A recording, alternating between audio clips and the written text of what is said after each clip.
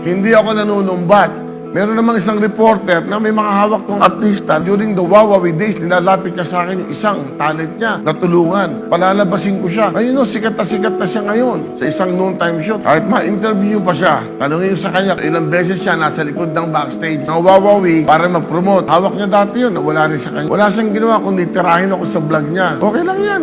Trending ngayon sa social media ang mga palitan ng salita ng TV host na si Willie Revillame at talent manager na si Ogie Diaz. Matatandaan na isa kasi si Ogie Diaz sa mga unang nagpahayag ng reaksyon matapos lumabas ang balita na pansamantalang isasara ng All TV ang ilang programa nito.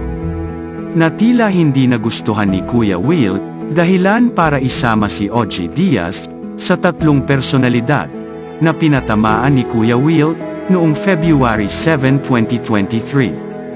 Hindi pinangalanan ni Kuya Will ang 3 personalidad na pinatamaan niya, dahil pagkatapos umano niyang tulungan ang mga ito noon, ay tinitira siya ngayon dahil sa kasalukuyang kinakaharap na isyu ng All TV. Ang unang taong pinatamaan ni Kuya Will ay taong close daw sa kanya, na binigyan niya ng isang condominium unit sa Will Tower, at isang bagong kotse.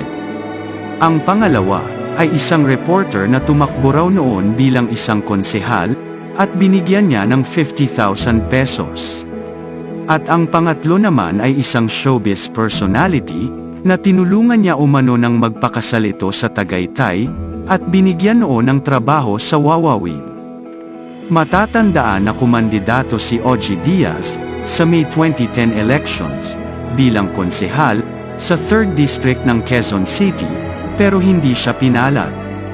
Hindi naman napigilan ni Ogie Diaz na patamaan si Kuya Will matapos nitong sumbatan ang mga natulungan daw ng TV host noon.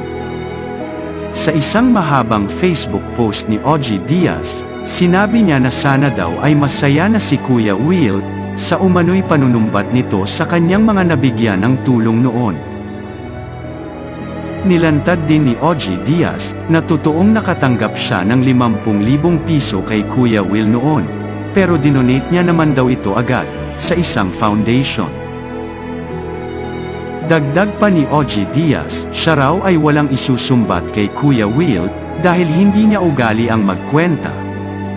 At bukal sa puso naman daw ang pagtatanggol niya kay Kuya Will noon.